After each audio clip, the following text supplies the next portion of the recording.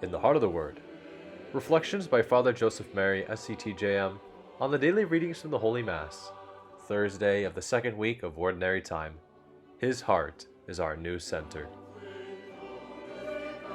God bless you, dear family. Today in the Heart of the Word, large crowds come to Jesus from Galilee and Judea, from Jerusalem, Idumea, and beyond the Jordan, and from the neighborhoods of Tyre and Sidon, which means everyone from the north, the south, the east, and the west is coming to Christ.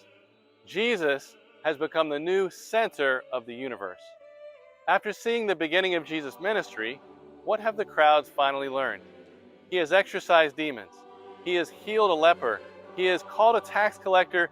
He's healed on the Sabbath. A paralytic was even able to rise and to walk and to go home. What have the crowds learned? That they can trust in Jesus. My brothers and sisters, what do we need to bring to Him today? His heart is open to us, and He is waiting for each one of us with His love, His compassion, and His power that is present in all the tabernacles of the world that surround us. Let us come to Him and allow Him to embrace us so that He can become the new center of our lives. Let us listen to these words of Mother Adela. He is with us to sanctify us, to form us, to heal us, to restore us, and to give us life, which is the power of His Eucharistic presence.